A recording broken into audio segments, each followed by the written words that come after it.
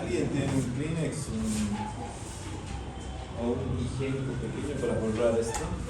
Yo tengo. Que no es usado. Lleno de moho.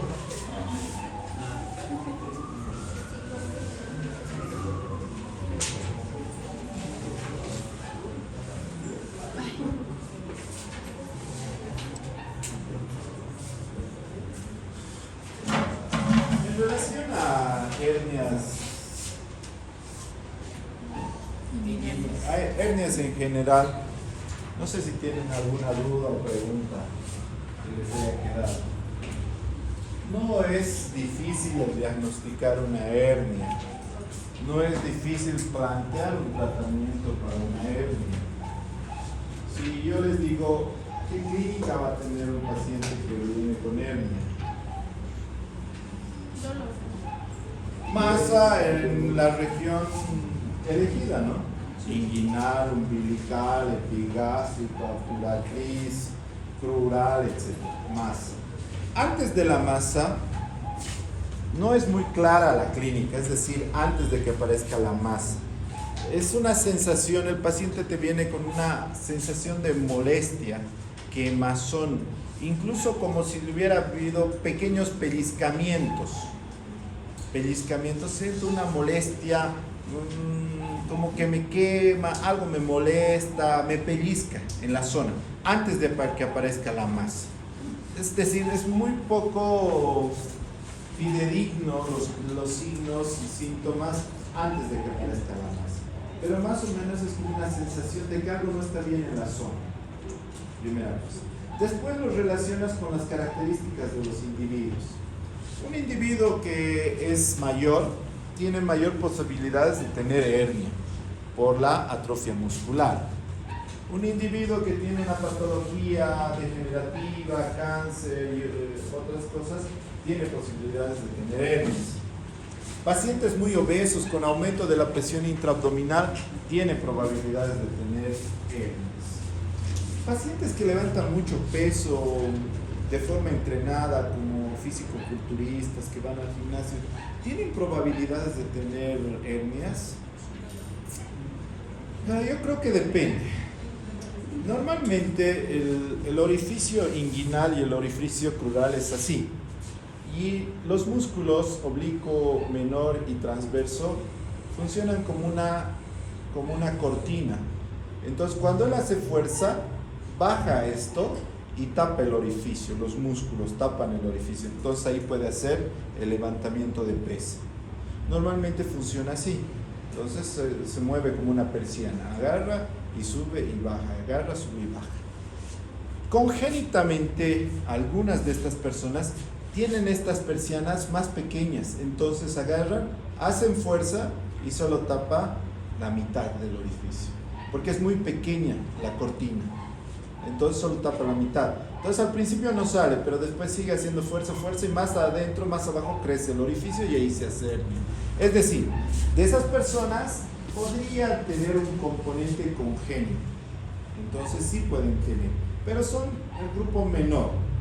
Si ustedes ven de muchos que hacen físico-culturismo, levantamiento de pesas, no hay mucha hernia de esas clases. Hay el grupo menor, pero más yo creo que es de la manera congénita.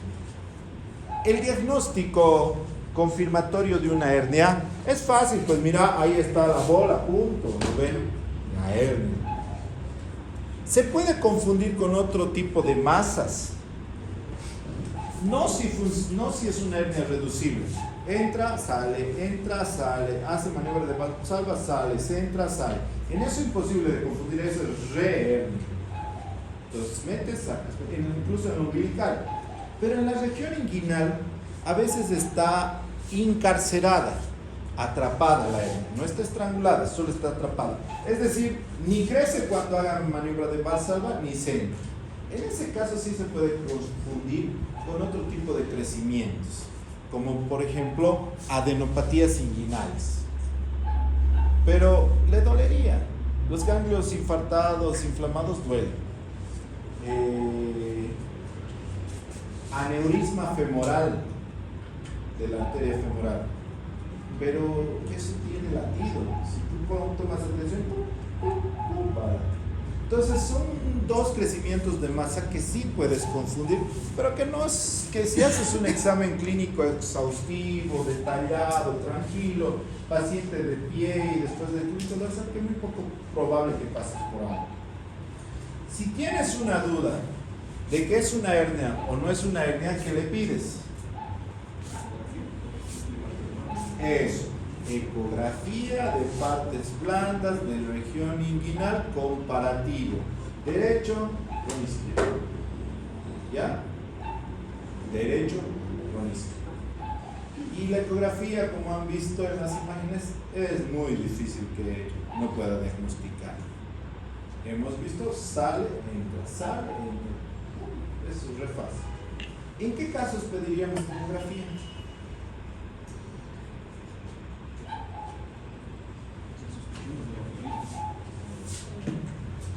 Cuando sospechamos de algo grave. Si sospechamos de algo grave o una complicación, pedimos tomografía.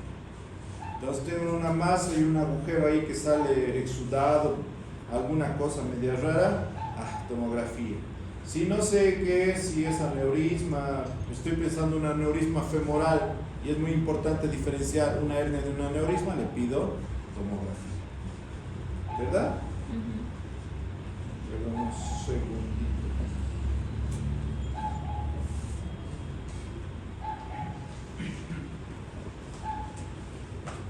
Me mandaron hoy día las recomendaciones de los exámenes y quería compartir con ustedes. Recomendaciones de los cumplimientos para el cumplimiento obligatorio de la realización de exámenes. Número de preguntas. Mínimo 20, máximo 30. Tiempo máximo de examen, 30 a 35 minutos. El examen debe tener los siguientes tipos de preguntas. Selección múltiple, 1. 2.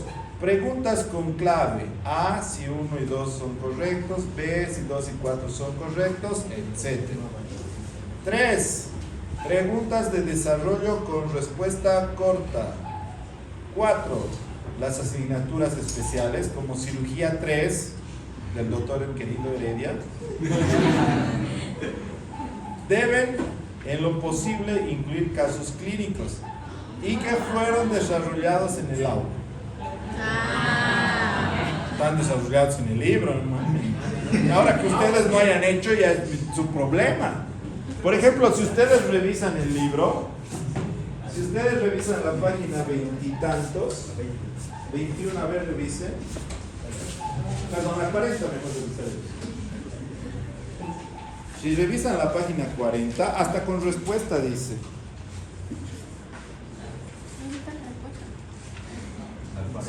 Aquí dice. Ahí caso clínico y con respuesta. ¿Pero has leído? ¿Alguien ha ojeado? De casualidad alguien se ha caído encima y mira. No, ¿ve? Pero es válido como pregunta por si acaso. Yo les he dado, ya está desarrollado y está con respuesta. ¿Ya? Gracias, doctor. Esa me encanta. Yo creo que sí, pero pintado de una manera diferente tal vez. Quizás cambie la edad, ¿no? Solo la edad. El nombre del paciente. No cambie la edad.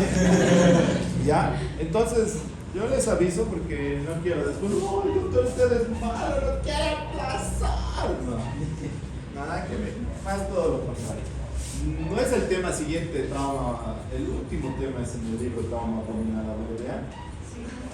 Porque es abdomen agudo es el que le sigue. Trauma abdominal nos toca. Bueno, entonces son las recomendaciones. Como ven, tenemos carta blanca para... Pero ¿son obligatorios que ustedes tengan que poner esas preguntas de desarrollo? ¿Ha dicho obligatorio? ¿No ha escuchado lo que he leído? Cumplimiento. Dijo opcional. Si quieren. Si usted no quiere, no puede. Exacto. ¿Por qué es más Por difícil favor, para usted cumplir participar? las siguientes recomendaciones. Recomendaciones. El examen debe tener los siguientes tipos de preguntas. Pero es recomendaciones. Yo soy muy buena docente y sigo al pie de la letra. Ah, Además les estoy avisando con un mes de anticipación, chicos. ¿cuál mes? ¿Cómo? Y empieza la próxima semana. Medio mes entonces.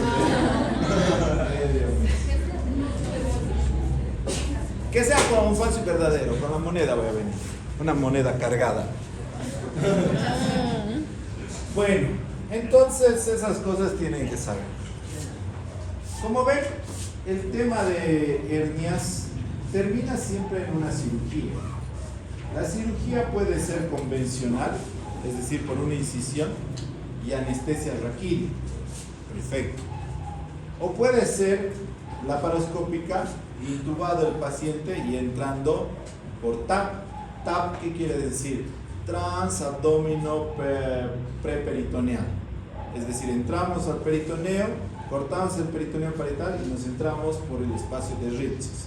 Hay otra que directamente nos entramos por el espacio de Retzius sin entrar al peritoneo, ¿ya?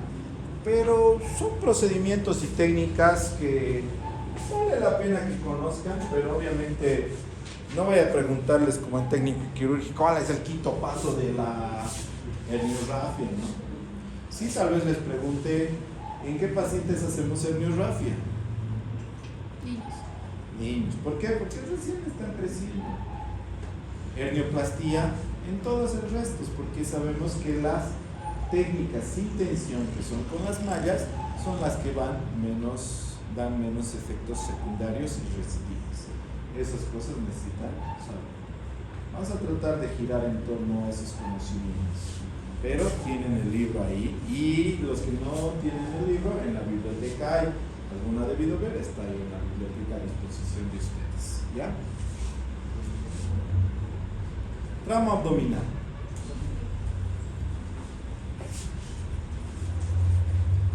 El trauma abdominal se refiere a lesiones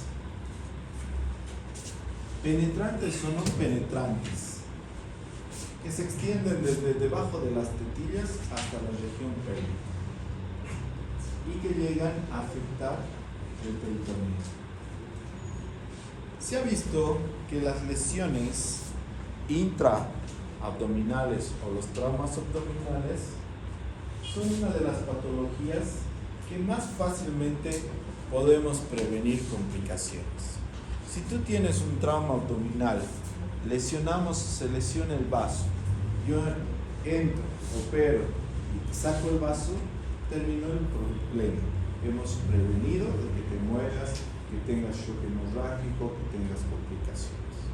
Entonces, por esta razón, la valoración y el encontrar clínicamente y el diagnóstico de estas patologías de trauma abdominal es muy importante, es fundamental. ¿Qué tipos o mecanismos de trauma tenemos? Tenemos trauma por aplastamiento, tenemos traumas por compresión, traumas por explosión, traumas penetrantes. Pero si nosotros vemos a mayor cantidad de frecuencia, vamos a ver que tal vez se dan los traumas por compresión y aplastamiento en accidentes de tránsito, accidentes de moto, causan traumas abdominales por compresión y aplastamiento. Asaltos, traumas abdominales penetrantes por armas blancas.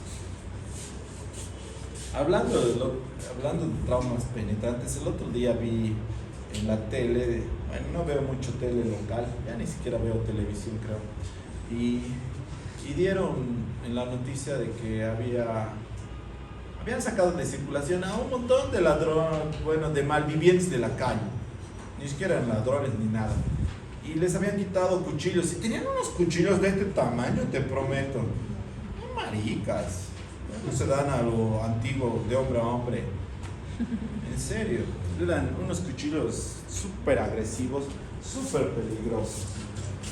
Viendo eso y con los cobardes que son, yo creo que el mejor criterio Si puedes arrojarle un ladrillo, arrojale y escapar. Porque son cobardes, te van a hacer daño. Una persona que no vale ni un centavo, a una persona que tiene todo el futuro del mundo adelante. Es decir, no vale la pena. Sí somos los hombrecitos extremadamente agresivos, pero viendo eso no vale la pena. Sea agresivo, nos correremos de aquí. Esa es la mejor decisión después de ver esos cobardes.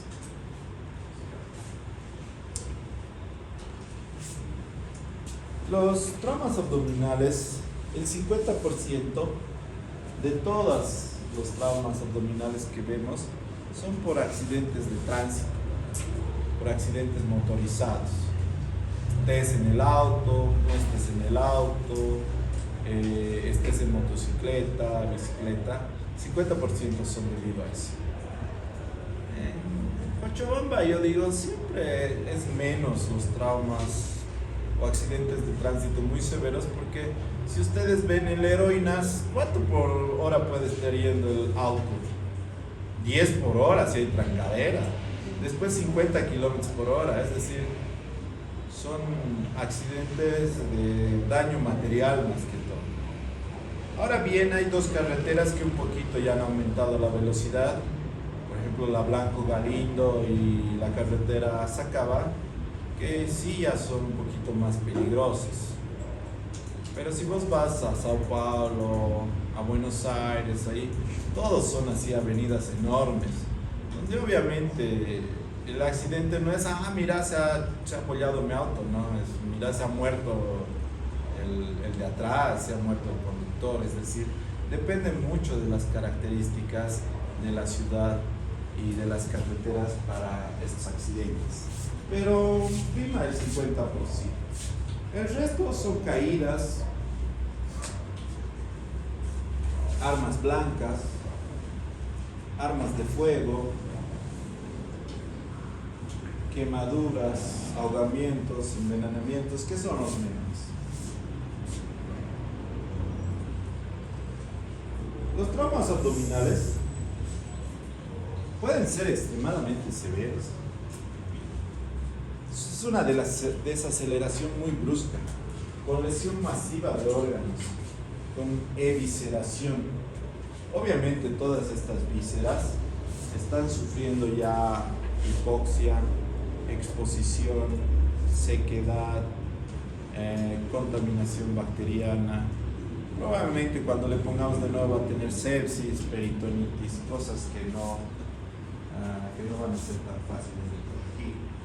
Es decir, cuando vemos la lesión que ha ingresado al peritoneo, llamamos un trauma abdominal abierto. Pero no quiere decir que el que tenga lesiones no visibles nos libre de patologías graves. Puede ser un trauma abdominal cerrado. Tenemos órganos muy sensibles dentro del abdomen, como el hígado y el vaso, que muy fácilmente se lesionan por desaceleraciones bruscas.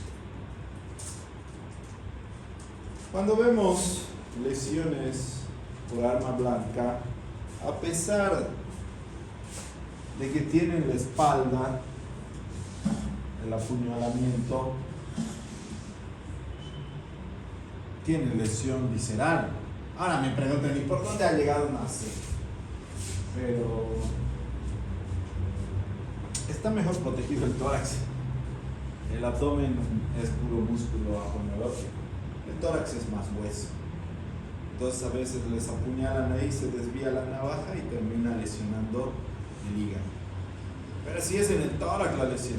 Es por eso que las lesiones por debajo de las tetillas consideramos que pueden llegar fácilmente a región intraabdominal. De acuerdo al mecanismo de la lesión, dividimos las lesiones en cerradas y penetrantes. Las lesiones cerradas van a causar deformación, desgarramiento, estiramiento y shock de los órganos dentro de la cavidad abdominal. y solamente podemos diagnosticar por unos signos superficiales. Si nosotros vemos acá, este paciente lo que tiene es la marca del cinturón de seguridad. Entonces, si tiene en la piel marca del cinturón de seguridad, lo más probable es que adentro de los órganos es como si les hubieran dado un puñete directamente. Además que el pobre, lo último que hay en esa barriguita es una fibra muscular, así que no ha habido protección. Más claros, cuando es un trauma abdominal abierto. Entonces ahí vemos que ha atravesado la estructura. Una creencia importante es que cualquier lesión por un arma punzante que atraviesa, no la saquen, y es en serio, no la saquen, déjenla ahí. Si está apuñalado, no, ahí se va a morir. Si está apuñalado, alrededor se pone compresas, gases, chompa, alrededor, y se le vende y con eso se le lleva al hospital. Esa arma blanca estabiliza el sangrado, estabiliza la lesión del órgano. Entonces, esto solo tenemos que controlar y sacarlo bajo guía quirúrgica, es decir, meto mi cabeza, estoy viendo, saque, aquí, saque, veo los órganos que están lesionados, veo los órganos que están sangrando. Entonces, durante el procedimiento quirúrgico voy a sacar. Una vez que llega a emergencia, porque estos pacientes llegan directamente a emergencia, el 50% va a ser por accidente de tránsito. Entonces, lo primero que tienes que preguntarle es tipo de accidente. ¿Cómo te has accidentado? ¿Cómo se ha accidentado? ¿Cómo estaba de chofer? ¿Estaba de pasajero? ¿Estaba atrás? ¿Estaba adelante? ¿Dónde ha sido el impacto en el carro? ¿Ha sido a la derecha, a la izquierda, de frente, de atrás? En el asiento donde él estaba sentado, la puerta se ha hundido. La persona que estaba sentado tenía cinturón de seguridad. ¿Qué tipo de cinturón de seguridad tenía? ¿Los de abajo o los cruzados? ¿Tenía bolsas de los airbag? Todas esas cosas hay que preguntar. Si el carro ha sufrido muy pocos daños, lo más probable es que el paciente también haya sufrido muy pocos daños. Sería muy mala suerte que el auto quede abollado y el paciente quede con una lesión hepática o un trauma esplénico, ¿no? Más que todo es en relación al trauma. Si ha volcado el carro, ¿cuántas vueltas ha dado? El paciente ha terminado dentro del carro, porque hay otros pacientes que terminan fuera del carro, porque no están con cinturones de seguridad. ¿Qué tipo de atención primaria ha recibido? ¿Le ha atendido el vecino, el mecánico, o ha venido los especialistas en transporte? ¿Han fijado la columna vertebral? ¿Han puesto una camilla adecuada de transporte? ¿O ha sido traído en taxi? Todos estos antecedentes son importantes evaluar para ver la gravedad del paciente y ver más o menos dónde ha sido la lesión. Si ha sido en el tórax, si ha sido en el abdomen, si ha sido de frente, si ha sido de lado. Edad del paciente. La reserva fisiológica es más alta cuanto más joven, cuando en la edad intermedia, cuando es joven el paciente. Póngale de unos 20 a 40 años. Menores de 20, reserva fisiológica más baja. Mayores de 40, reserva fisiológica más baja. En los extremos peor, un bebé y un anciano, reservas fisiológicas bajas. Es decir, que muy mal puede afrontar un tipo de un daño severo su organismo. Pero si es uno en edad media, mejor puede afrontar el daño. En esto mismo, lamentablemente, si tenemos dos pacientes y solo hay un médico, uno es hombre y otro es mujer, yo me voy a atender a la mujer. No porque sea feminista, ni porque es mujer, ni por nada. Las probabilidades de que ella viva son mayores que las de Entonces debo priorizar los recursos con las personas que van a funcionar teóricamente, no si es que tengo que atender a uno. Ver los signos vitales es fundamental. ¿Qué signos vitales tomamos? Tomamos presión arterial, frecuencia cardíaca, frecuencia respiratoria, saturación de oxígeno, temperatura. Y dentro de los signos vitales yo le pondría la escala de Glasgow. La escala de Glasgow. Importante los antecedentes patológicos. Sobre todo diabetes, presión alta, antecedentes de infarto del miocardio, hepatopatías, nefropatías, que son las más comunes.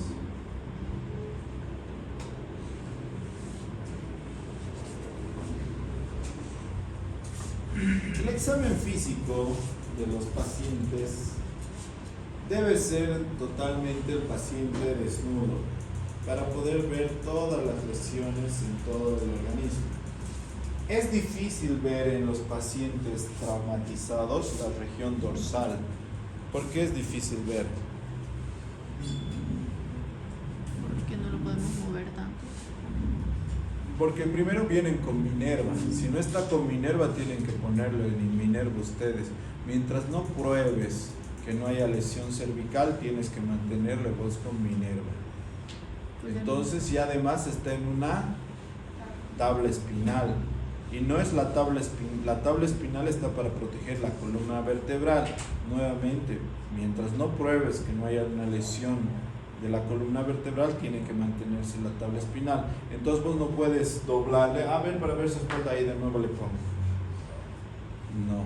Entonces, con ayuda tienes que hacerlo girar en bloque para ver la parte posterior. Entonces, todo lo de atrás tienes que mirar si hay escoriaciones, hematomas, sangrados, irritaciones, etc. Cosas que te pueden fácilmente dar la patología. Si tiene un trauma en el hipocondrio izquierdo y hay un hematoma, ¿qué puede ser? ¿De qué se puede haber lesionado ahí? El vaso. Vaso, ¿verdad? Lo menos que se puede haber lesionado una fractura costal y que estaría muy bien, no hay ningún problema. Pero esa fractura costal sería el mejor de los problemas, pero no creo, por las características del trauma, las lesiones, la intubación del paciente, yo creo que no ha sido un trauma leve. Entonces lo más probable es que el vaso esté lesionado, es un trauma esplénico. Entonces hay muchos órganos que transmiten de una manera indirecta signos de lesiones en otras áreas. Por ejemplo, el hematoma periumbilical quiere decir,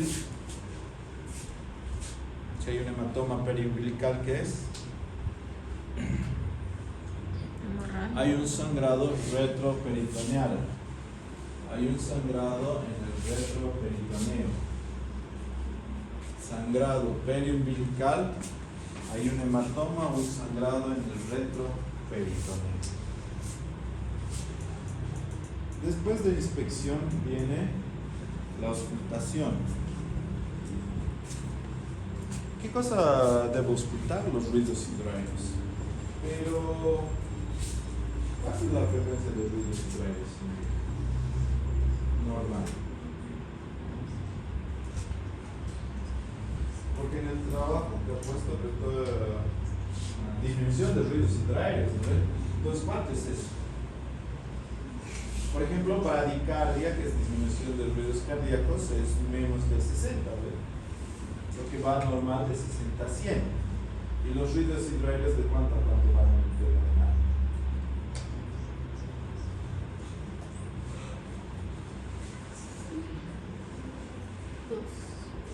¿Dos?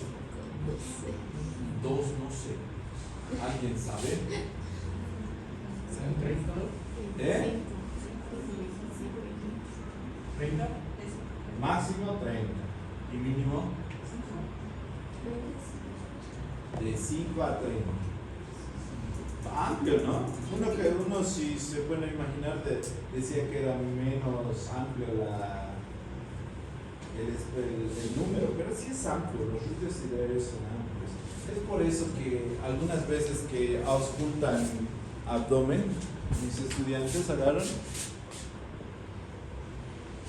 están hipoperistálticos.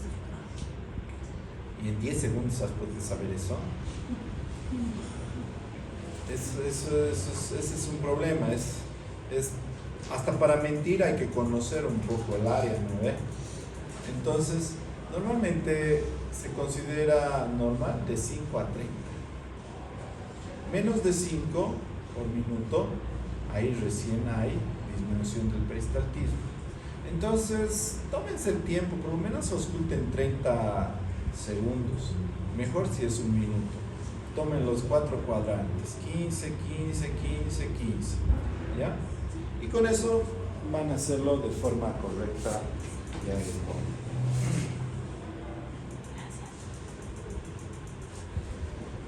La percusión. ¿Qué es lo que buscamos en la percusión? Alteraciones de la normalidad. Nosotros sabemos que en ciertas regiones es mate, porque está el hígado.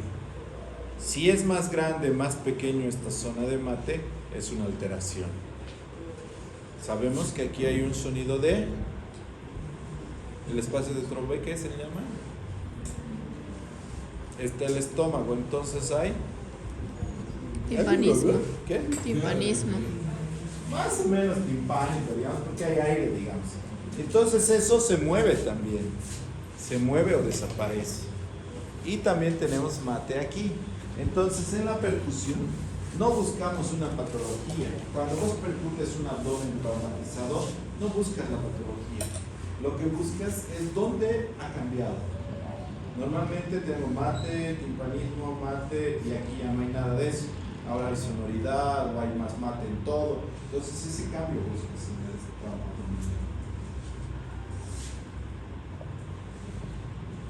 Después realizas, recién como última maniobra, la palpación.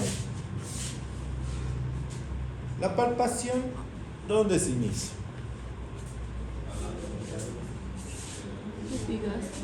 Lo más lejos del dolor. Si el paciente tiene dolor acá, empiezas acá. Si el paciente tiene dolor acá, empiezas acá. Es decir, lo más lejos del dolor. Si el paciente no tiene dolor, empiezas donde puedas. Es decir, donde tú quieras. Si el paciente le duele todo, nuevamente empiezas donde quieras. ¿Qué buscas con la palpación? Primero, zonas de mayor intensificación de dolor. Primero. Segundo, buscas masas. Es decir, si sientes alguna masa, anormalidad.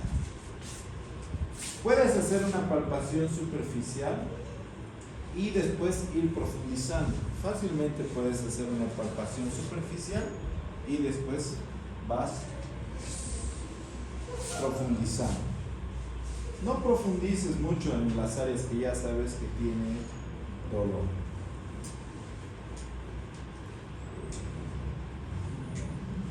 Si nosotros durante el examen físico tenemos traumas abdominales abiertos, penetrantes, todavía con los objetos ahí, ya les he dicho, no los retiramos.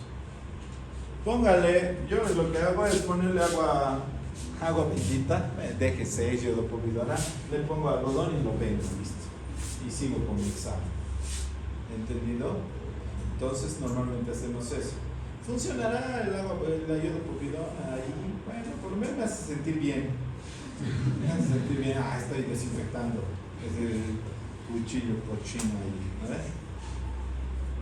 Entonces, si tiene esto, no hay sangrado tan visible, rápidamente terminen el proceso y después protejan el área para que no se desestabilice el arma cortante, porque si no va a lesionar más estructuras.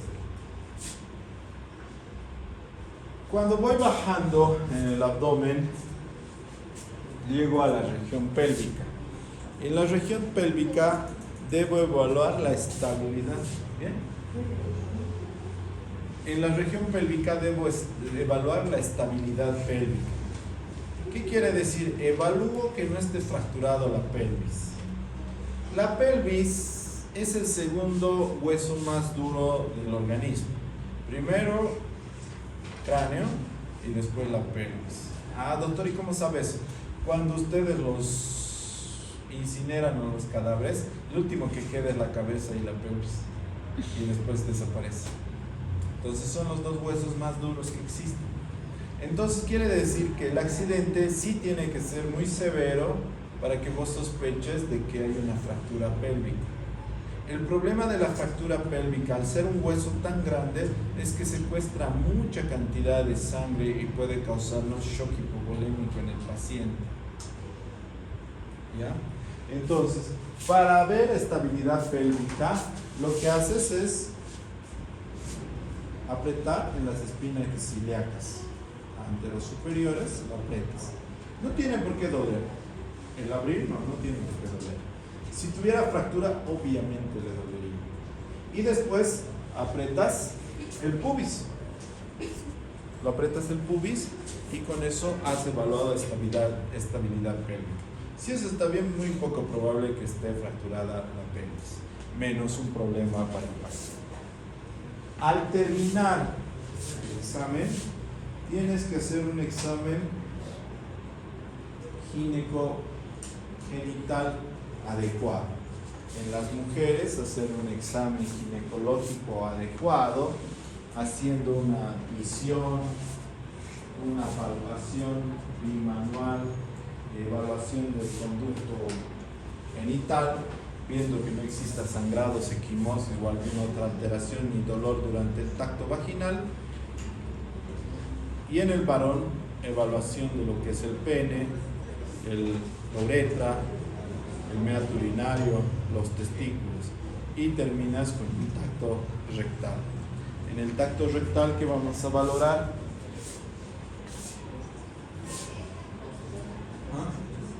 No es mujer. También se les hace tacto rectal a las mujeres. Entonces no solamente es por la próstata. ¿Para qué metes el dedo? Médicamente.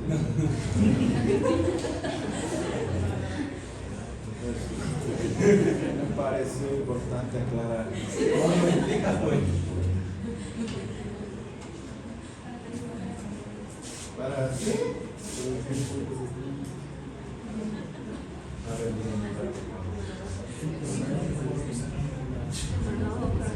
bueno, en el tanto, el 60% de las personas va a ser entre doloroso y molestoso. Solo un 40% te piden repente. Pero el resto entre doloroso y molestoso. Sí se puede evaluar el dolor, ¿no? Pero no sería relacionado con un trauma pélvico. El dolor tendría un absceso, una inflamación, un hemorroides.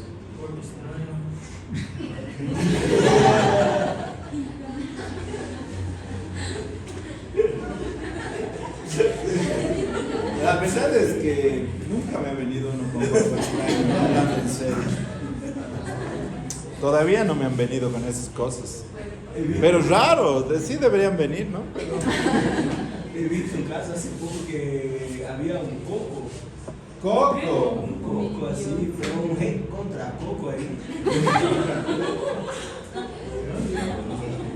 También, por otro lado, me alegro que no me hayan venido a ninguno de esos casos, porque a veces no te dejaría dormir, ¿no? Pero lo que evalúas primero al hacer tacto rectal, evalúas si está bien la columna vertebral. ¿Cómo? La puta del coxis. No me importaría, se puede fracturar y no pasa nada con la columna vertebral. Es más, hasta los hueseros de Clisa te arreglan fracturas de coxis. Porque no hay nada ahí, ¿no? El tono. El ano tiene un tono. Si ese tono está mantenido, quiere decir que todo está bien a nivel nervioso central, que todavía está funcionando. Obviamente si haces tacto rectal, estás entrando a un esfínter. Ahora si haces un tacto rectal y no hay esfínter, hay un problema, puede ser que esté fracturada y haya una lesión vertebral severa. Primero entonces eso. Entonces cuando haces tacto rectal, no solamente evalúas si hay sangre, porque a veces tacto y lo que sale es sangre en el dedo por un trauma más severo. Segundo, tienes que ver el tono. Si está consciente el paciente, le dices que te muerda, bueno, que lo apriete. Haga fuerza, dice, apriete, y mires el tono. Es para que no se olviden nada más. Y al final, si es varón, evalúas la próstata. No necesitas evaluar el tamaño de la próstata ni nada, solo necesitas que esté presente ahí.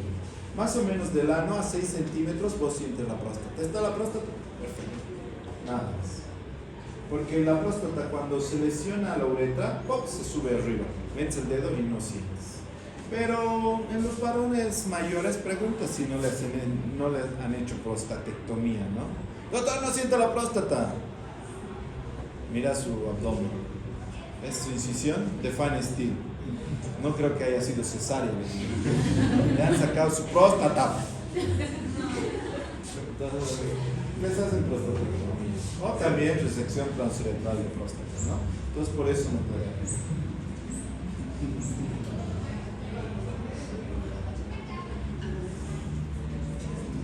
Cuando nosotros atendemos pacientes con traumas abdominales, debemos evaluar la necesidad de realizar medidas de soporte, como la colocación de sondas nasogástricas o sondas rectales. Entonces es necesario evaluar si el paciente tiene un sangrado, si tiene vómitos a repetición, si tiene distensión abdominal, pérdida de conciencia, es mejor ponerle sonda nasogástrica. También si nosotros creemos que los pacientes tienen algún tipo de lesión, les ponemos sonda Foley.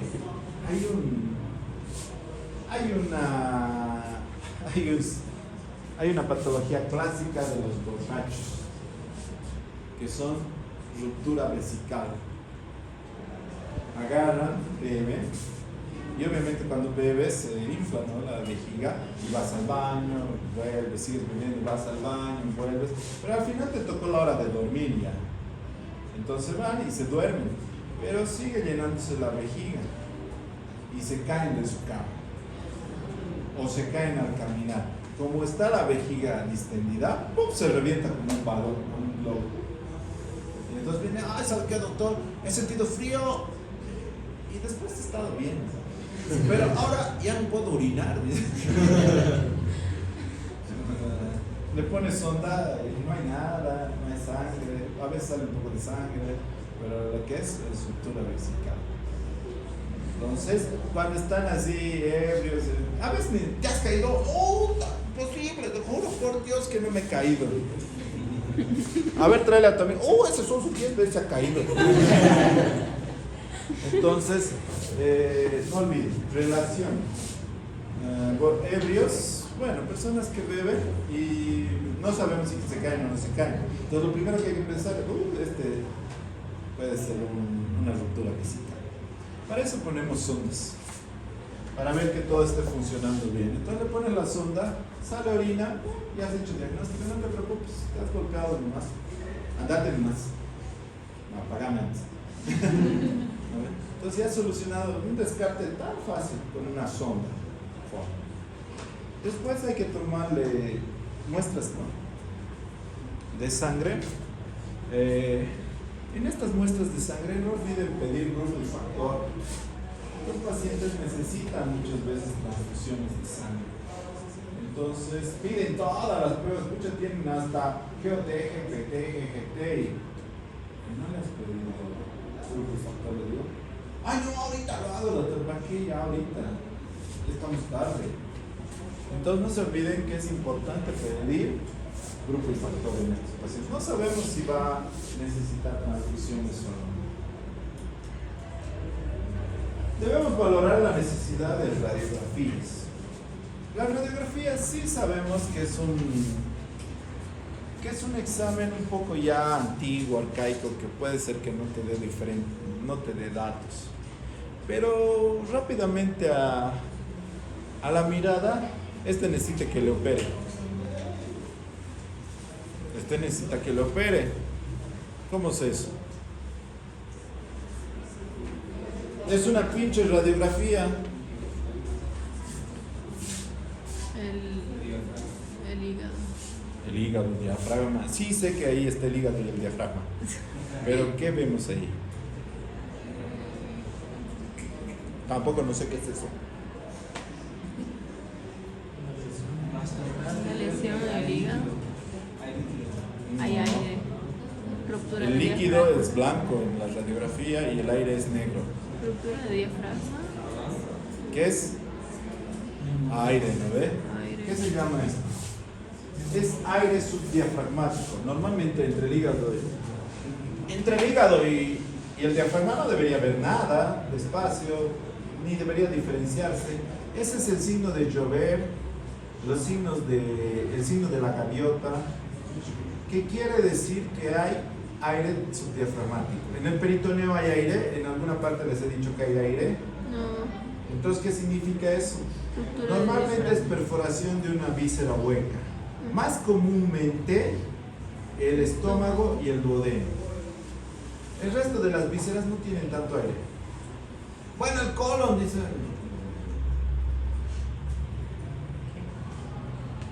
Es que el colon, perforarse, es bien difícil.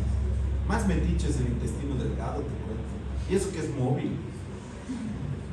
Y cuando el colon se hace volvulo, normalmente no se perfora, se necrosa. Y antes de perforarse se resiste. No es tan fácilmente perforable. Entonces, eso es una perforación gástrica, duodenal, algo de eso. Y obviamente tengo que entrar a repararlo. ¿Sabían en la historia? Sabían que se peleaba mucho con bayonetas, con espadas, ¿no ve? Y había muchos heridos en el abdomen.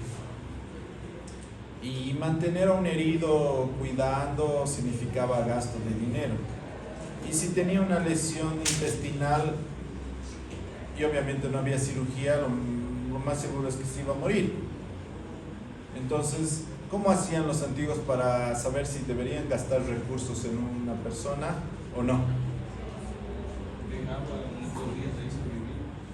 No, pues pero es que tendrías que gastar recursos. Digamos, a vos te han dado con una espada en el abdomen. Ahora viene el médico, y dice, ¿vale la pena darte de comer y cuidarte o ya te dejamos más que te mueras? ¿Cómo hacían? Eran bien inteligentes. A ustedes no se les ocurre. Les daban de comer ajo o cebolla. Daban de comer ajo y cebolla. Si estaba perforado, agarraban la gasa, olían. Y si olía a ajo o cebolla, estaba perforado. Ya no necesitamos invertir dinero en esto. Ahí que se muera y punto. Bien lógico, ¿no? Entonces, es muy importante saber cuando una víscera está perforada con rapidez. Ahora nosotros para solucionar, antes para dejarlo largado a la mano de Dios. Porque si comía ajo y cebolla y olía su gas y no olía nada, es que estaba indemne todo el sistema. Entonces podíamos invertir dinero y no había problema, tú ibas a mejorar. Actualmente, uno de los exámenes que más ha avanzado para apoyarnos en esto de diagnóstico del trauma abdominal es la ecografía. Hasta se ha ganado un nombre EcoFast, como dice Eco Rápida.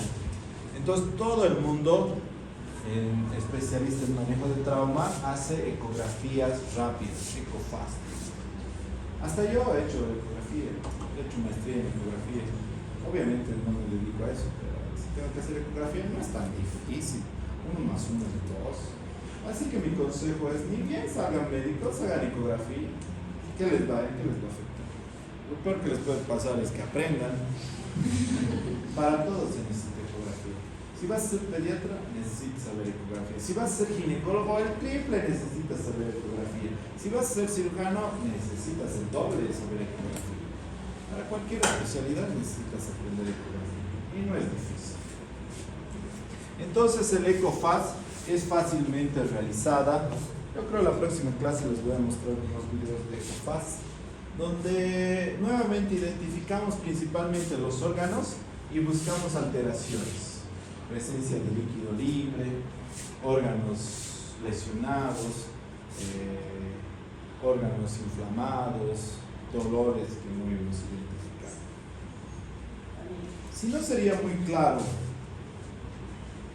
el problema a nivel de la vejiga, se puede hacer una cistografía. Es decir, le ponen la sonda y ha salido sangre y sí dice que se ha caído. Entonces sí puede haber una ruptura, pero no una ruptura muy grande. Le metes medio de contraste a la vejiga y le sacas radiografía. Y obviamente se va a ver el medio de contraste. Pero el medio de contraste, para sacar estas imágenes de cistografía, tiene que ser hidrosoluble, es decir, soluble en agua, porque si no lo va a dañar los órganos periféricos del paciente, porque el cirujano no va a poder limpiar todo lo que le has puesto ahí adentro.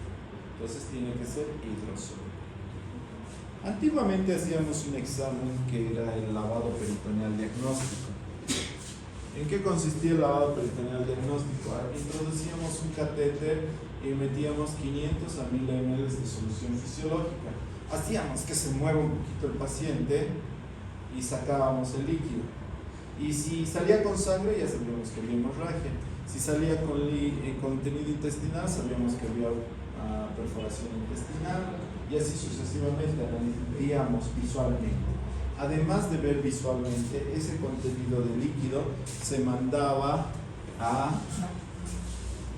evaluación microscópica, donde veían ya eritrocitos, leucocitos, incluso pancreatitis diagnosticaban así.